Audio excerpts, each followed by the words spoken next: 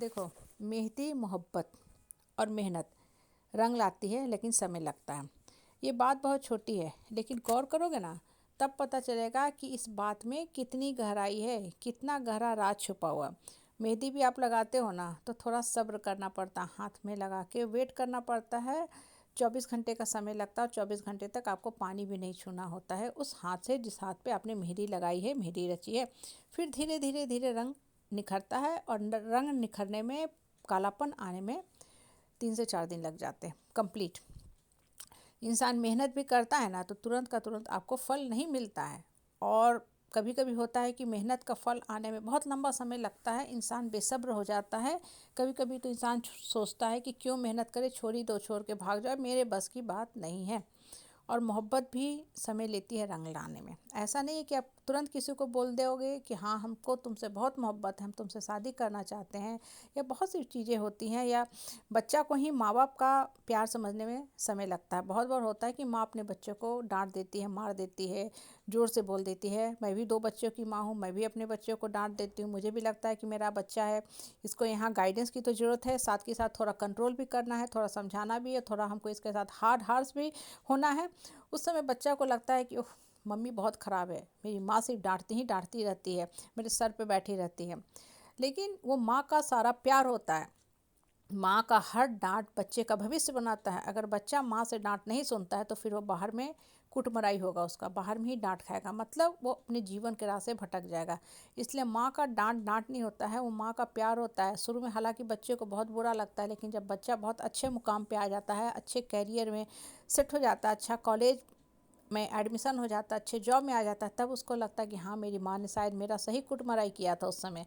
आज माँ नहीं डांटती बोलती तो मैं शायद कहीं का नहीं रहता। तब उसको एहसास होता है कि हाँ वो सही मेरी माँ का प्यार था, सही मेरी माँ का मोहब्बत था, मेरी माँ का मोहब्बत निस्वार्थ था। इसलिए मुझे माँ के प्रति भी अच्छी भावना रखनी चाहिए, माँ को मान सम्मान श्रद्धा देनी चाहिए। देखो होता क्या है ना, जीवन में हर चीज़ रंग लाने में समय लेती है। इनफैक्ट जब आप चेहरे पे भी फेस पैक लगाते हो ना, ये फेशियल कराते हो, तो तुरंत आप गोरा नहीं लगोगे। वो धीरे धीरे समय लगता है। 1 दिन 2 दिन 3 दिन के बाद आपको देखोगे चेहरे में निखार आते, आपको लगता है कि हाँ मेरा फेशियल जो कराए थे, पैसा लगा तो सही लगा, हमारा चेहरा चमक आ गया है, ग्लो आ गया है। ठीक है, जीवन में भी यही चीज़ है। अगर आप मेहनत कर रहे हो ना, बहुत बार सफलता मिलने में समय मिल लगता है। अब बहुत बार होता है कि आपको आशा के अनुरूप सफलता नहीं भी मिलती होता है। बहुत बार ऐसा होता है कि हम जो चाहते हैं वो हमें नहीं मिलता है। क्यों? क्योंकि ऊपर वाला हमारे लिए कुछ और सोच के रखा है। ऊपर वाला हमको फुटबॉल देना चाह रहा है और हमारी चाहत है टेबल टेनिस का बॉल पकड़ने की। अगर हम सिर्फ टेबल टेनिस का बॉल से खेलते रहेंगे तो कितना दूर खेलेंगे, अपनी शक्ति को कितना निखारेंगे। टेबल टेनिस एक छोटे से टेबल पे खेली जाती है, हाँ एक हॉल में खेली जाती है जिसके अंदर 5-6 टीम खेलते रहती है। टुक टुक टुक टुक एक छोटे से जगह पे खेलना होता है। इनफैक्ट टेबल टेनिस के गेम में आपकी शक्ति को नियंत्रित किया जाता है।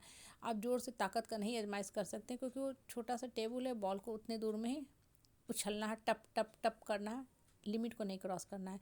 लेकिन भगवान आपको फुटबॉल का खिलाड़ी बनाना चाह रहा है, फुटबॉल देना चाह रहा है, इसलिए आपको ओपन ग्राउंड दे दिया, इतना खुला मैदान दे दिया है कि आप भरपूर दौड़ो, भरपूर अपनी शक्ति का परिचय दो, शक्ति को निखारो, शक्ति बल का प्रयोग करो और बॉल को इतना जोर से किक करो कि इधर से मारा हुआ बॉल उधर के गोल में चला जाए, उधर के पोस्ट में चला जाए।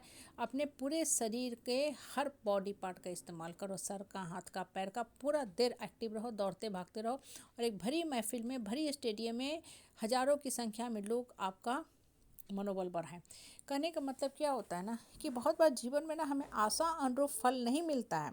इसका मतलब ये नहीं है कि आप अपने आप को कोसो, भाग्य को कोसो, समय को कोसो, ऊपर वाला को कोसो और मेहनत करना छोड़ दो। नहीं, आप काम करते रहो, देर सवेर फल मिलता ही मिलता है। ये प्रत्यक्ष है और प्रत्यक्ष को प्रमाण की जरूरत नहीं होती है। ठीक है, एक्चुअल प्रूफ है। और हर काम तुरंत का तुरंत नहीं होता है। ये कोई आपको इनो नहीं है कि जाते इंस्टेंट रिलीफ दे देगा। ये कोई 2 मिनट का मैगी नूडल्स नहीं है कि आपको इंस्टेंट फल मिल जाएगा।